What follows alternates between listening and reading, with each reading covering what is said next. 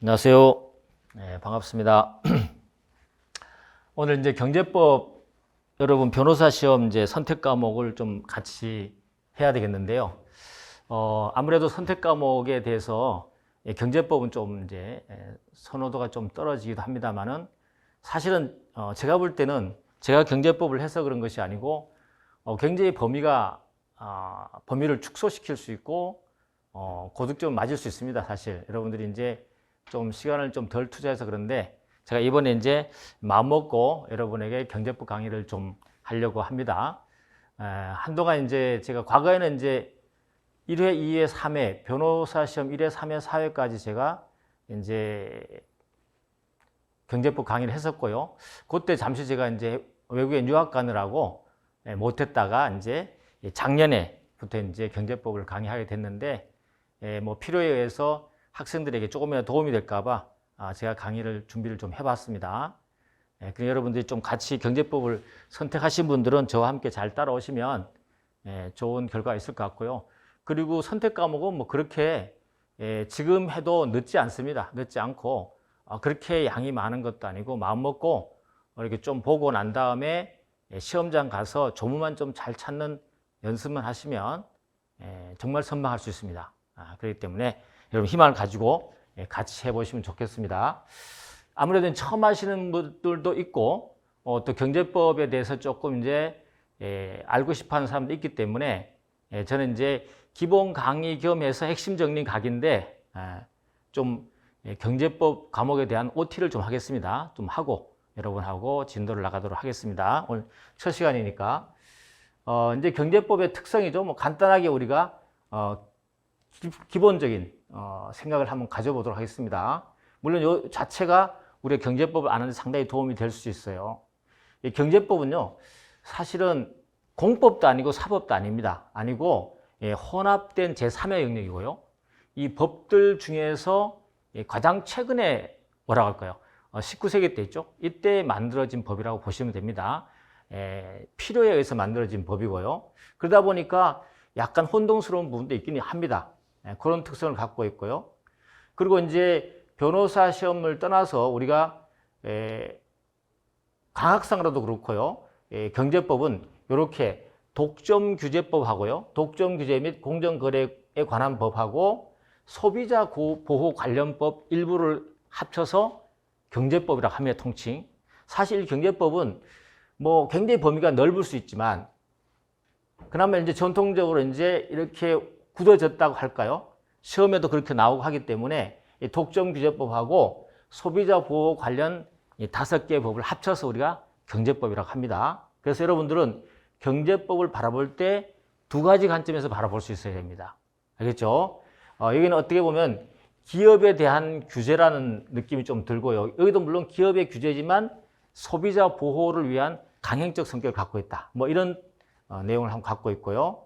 또 독점규제법은 한마디로 규제를 목적으로 하는 법이다. 규제법이다. 규제법이죠. 그래서 규제를 목적으로 하는 제도가 주된 내용을 이루기 때문에 사실 실무법이에요. 그러다 보니 여러분이 이 경제법은 규제하는 그 제도를 조금씩 이해하는 게 좋습니다.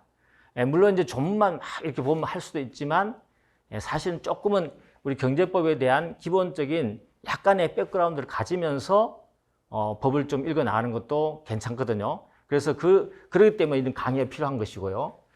그 다음에 이제 소비자 보호와 관련 법은 소비자 보호를 위한 제도가 주된 내용인 하나의 특별법이다. 이런 이제 2가지 트랙으로 간다 생각하시고 결국은 경제법은 이러한 관련 제도의 목적과 내용을 이해하면 쉽게 정보할 수 있다. 그래서 여기도 제도, 독점규제법도 규제하는 제도, 소비자 보호 관련법도 소비자 보호를 위한 그런 제도들로 구성되어 있어요. 그리고 시험에 나오는 것도 그런 소비자 보호라든지 규제의 핵심적인 내용들 있죠. 그런 것들이 계속 시험 나오고 있기 때문에 사실 나오는 범위는 많지 않습니다. 제가 한번 분석을 해드릴 건데 이게 경제법이다. 뭐 간단하게나마 사실은 경제법을 한꺼번에 설명하기도 어렵지만 이렇게 간단하게나마 한번 소개를 해봤습니다. 그리고 이제 우리가 시험을 해야 되기 때문에 시험 공부를 해야 되니까 혹시라도 여러분이 한번 이렇게 짚어보셨는지 모르겠지만 한 번쯤은 짚어보는 것도 괜찮아요. 이 선택 과목이잖아요. 선택 과목 쭉 있는데 있습니다. 160점이죠. 160점. 그리고 이제 과락 점수가 이제 64점인데 선택 과목. 그 60점이 독점 규제법 쪽에 60점, 소비자 보호 관련법에서 60점 이렇게 나온단 말이죠. 근데 160점은 이게 1660점에서 사실은 따지고 보면 굉장히 중요한 점수입니다. 그래서 여러분 반드시 선택 과목도 조금 더 하셔서 고득점을 해야 된다. 약간 흑심을 가지고 좀 하시는 것도 괜찮다. 알겠죠? 물론 민법이라든지 다른 과목도 많이 이제 부담스럽긴 하지만 최소한 투자하고 최대한 효율을 낼 수 있는 그런 노력은 해봐야 되겠죠? 일단 160점이다. 그 다음에 선택 과목에서 1문, 2문 이렇게 80점, 80점 나온다는 거 보셨고요. 됐습니다. 이렇게 보시면 되는데 이것도 마찬가지 보세요. 공법, 형사법, 민사법 쭉 나와 있지만 물론 이제 민사법 워낙 양이 많기 때문에 점수가 많이 부여되고 있긴 하지만 예를 들면 산문의 상법이 100점이에요, 100점. 그죠? 100점이 논술형이 100점이겠죠. 물론 여기 포함되겠지만 논술형이 100점인데 선택 과목은 80점, 80점, 160점이죠. 하여튼 간에 선택 과목 우리가 이만큼 점수가 있다는 생각을 한번 가져보시고 여러분이 따라오시면 좋을 것 같고요. 자, 요거는 제가 여러분들을 위해서 지금 굉장히 심혈을 기울여서 한번 분석을 해봤어요. 왜냐하면 여러분들이 경제법, 다른 과목도 마찬가지지만 선택 과목에 시험에 나올 것만 해야 되죠. 그리고 나올 가능성이 있는 데에서 집중해야 됩니다. 전체 다 하고 들어간다는 건 사실 어떠한 시험도 있을 수 없어요. 불가능합니다. 사실은 그 과목 자체가. 우리도 경제법도 마찬가지로 정확하게 우리 포인트를 짚고 들어가야 되기 때문에 한번 제가 정확하게 분석을 해봤는데 공부할 곳이 많지는 않습니다. 그래서 쭉 기출문제를 보면요. 이게 전체 다시 말하면 경제법의 하나의 테마입니다. 나올 만한 테마. 독점규제법, 소비자기본법, 약관규제법, 할부거래법, 방문, 전자상거래법이죠. 한번 짚어보죠. 독점규제법에서 80점, 여기에서 80점이란 말이죠.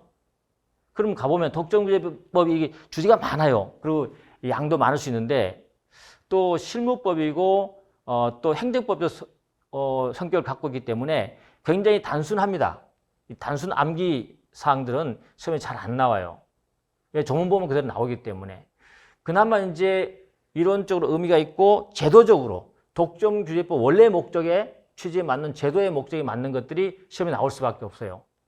그 첫 번째 나오는 것이 뭐냐면 이제 총칙 부분인데요. 이 총칙 부분에서는 몇 가지 가끔씩 이제 부분적으로 나올 부분이 있습니다.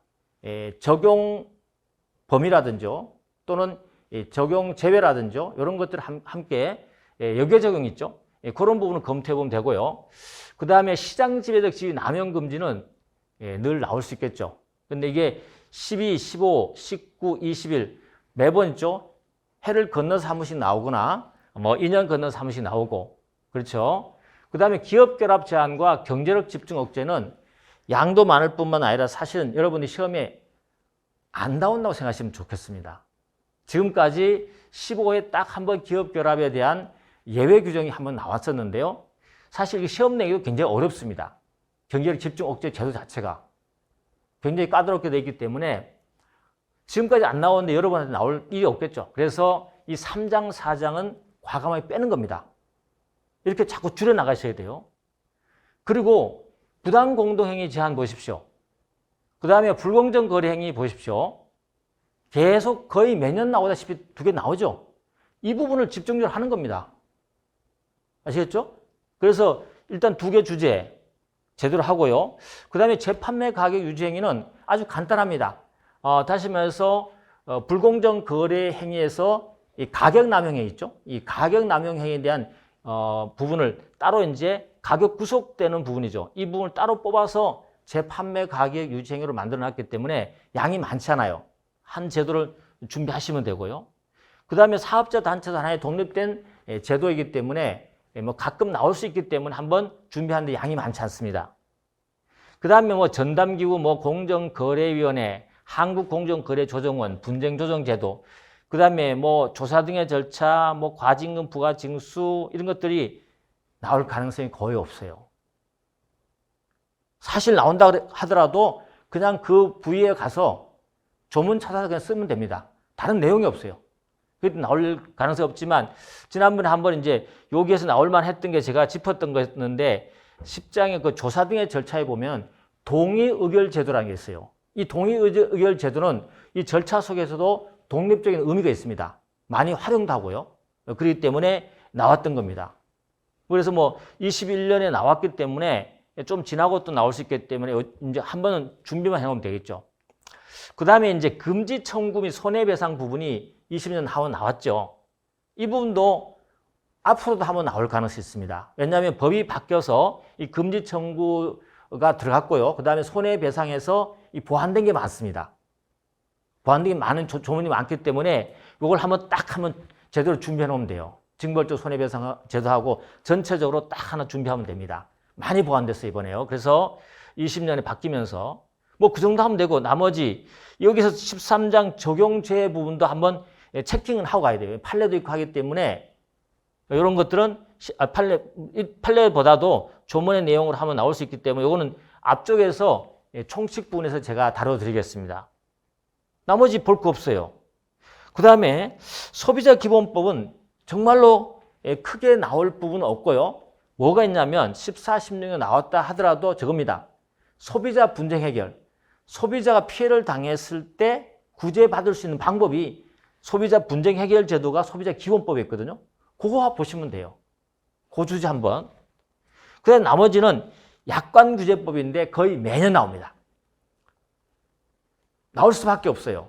약관이 많이 사용되고 있을 뿐만 아니라 법적으로도 문제가 많이 되고 판례도 많기 때문에 늘 나옵니다. 알겠죠? 그렇기 때문에 약관규제법 한번 꽉 여러분 잡으시면 됩니다. 그리고 약관규제법도 뭐 모든 것이 그 안에서 다 나오는 것이 아니고 중요한 부분 나오는 부분이 또 정해져 있거든요.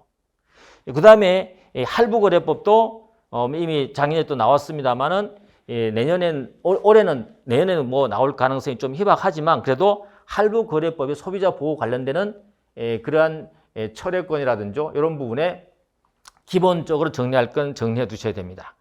그 다음에 방문판매법도 별거 없어요. 사실은요. 그 다음에 전자상거래법에 대한 기본 내용들이 전자상거래와 관련해서는 판례도 좀 나오고 하기 때문에 소비자 보호 관련 제도를 몇 가지 보면 돼요. 하다 보니 많아지는 것처럼 느껴지지만 사실 들어가 보면 좀 짚고 그 제도를 보고 제도를 제가 설명하고 그 법조문을 좀 유기적으로 연결하는 방법만 알면 큰 걱정할 거 없습니다. 알겠죠? 그래서 저도 이번에 여러분에게 해드릴 때 시험이 안 나오는 걸 여러분에게 지금 하지는 않겠습니다. 왜냐하면 그런 것들은 그냥 설명만 하고 조문의 위치 내지는 순서만 내가 확인시켜드리고 그냥 보시면 돼요. 정말로요. 그렇게 하시고 정말 나올 중요한 주제 위주로 제도를 설명하고 그 다음에 판례와 연결돼서 같이 한번 쓸 만큼에 대한 내용을 여러분에게 전달해 드리도록 하겠습니다. 그래서 여러분에게 경제법 편하게 할 수 있도록 한번 해보겠습니다. 하여튼 요거 제가 기출 분석해 놓은 거 있죠. 요건 항상 옆에 놓고 중요하다. 여기에 중요하다. 틈나서 만약에 다른 과목을 하다가 틈나서 시간이 났다. 이런 거 안 나오는 거 이런 거 할 겁니까? 이런 거? 안 되죠. 틈나서 나왔다 하면 어때요? 부당공동행위, 불공정거래행위 또 보는 거예요.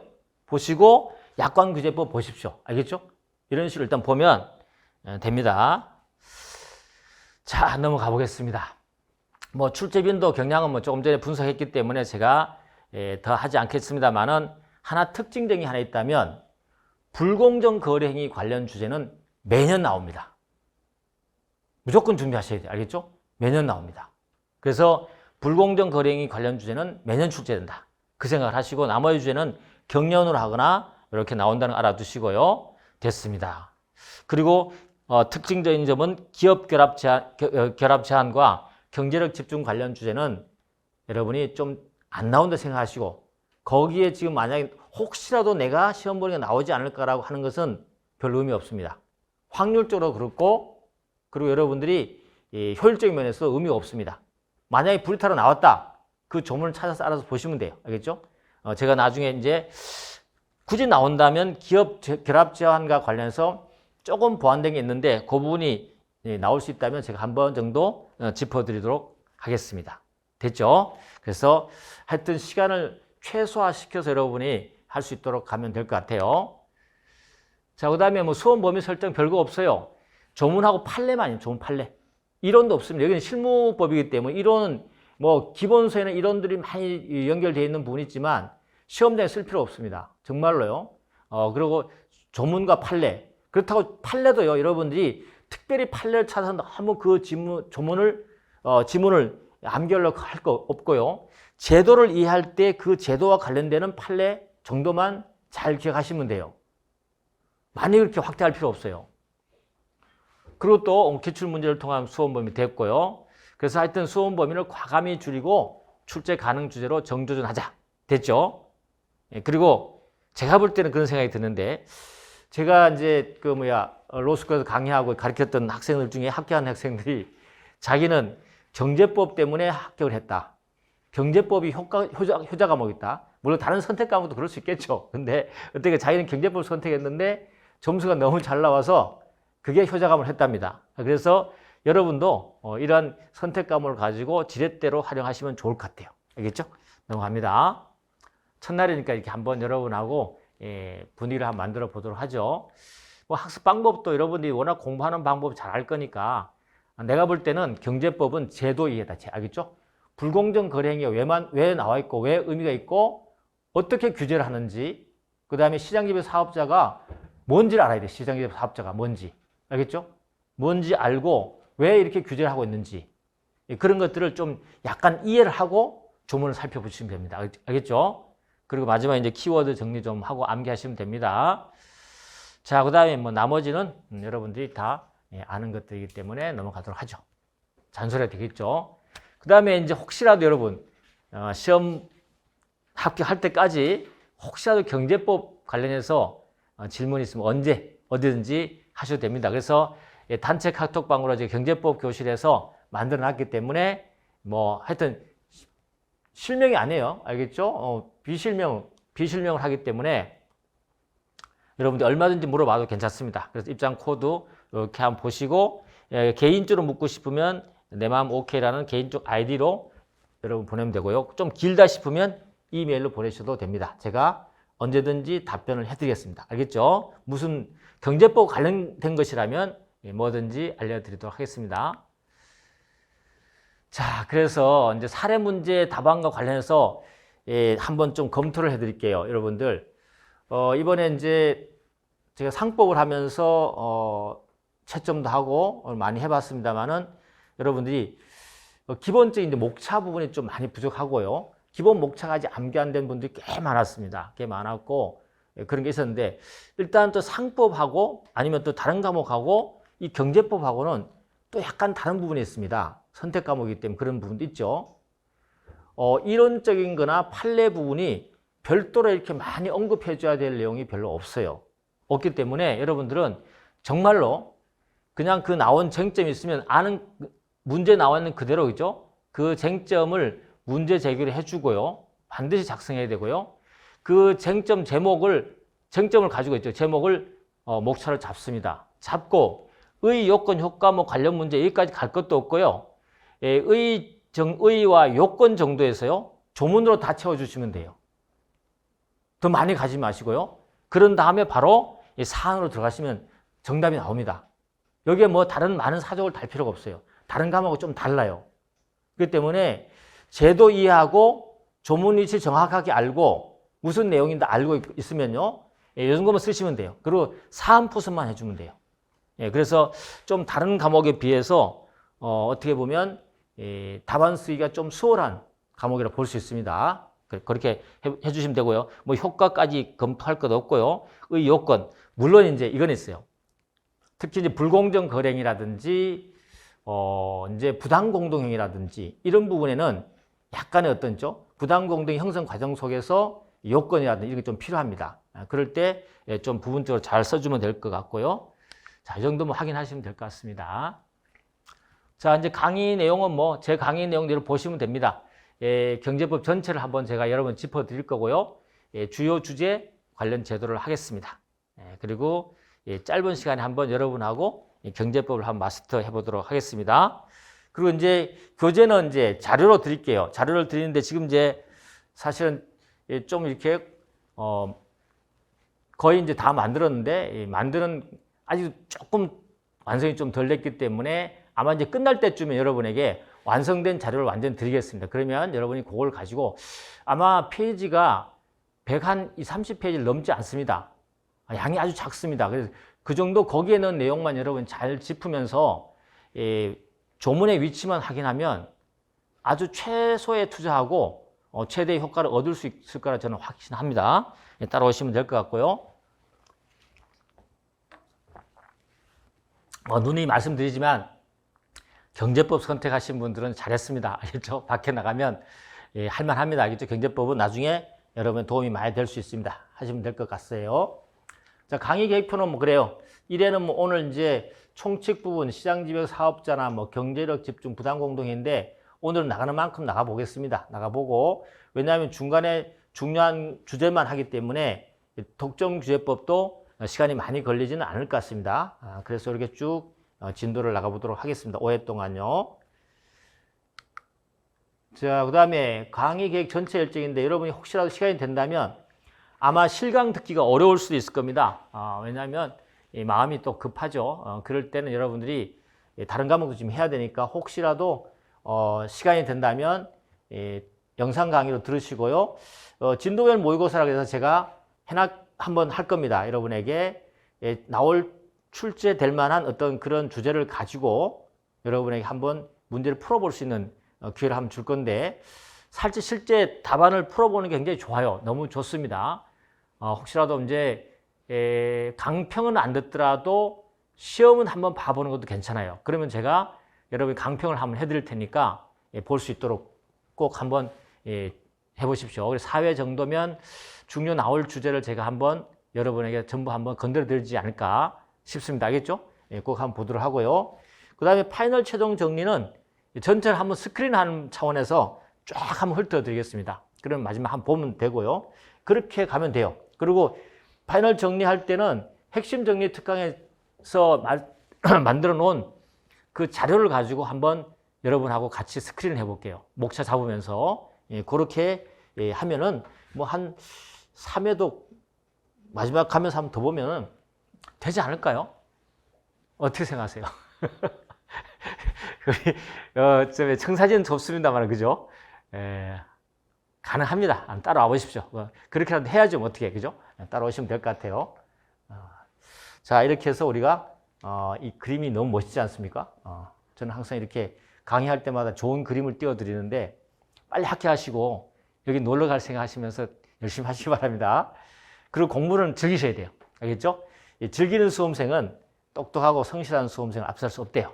그러니까 여러분도 뭐 마음은 그렇지 않겠지만 그래도 나중에 실무에서 내가 써야 될 거다. 민법도 마찬가지고 그런 과정을 가지고 알아나가는 공부를 하시면 될 것 같아요. 뭐 됐습니다. 이 정도 했고 넘어가죠.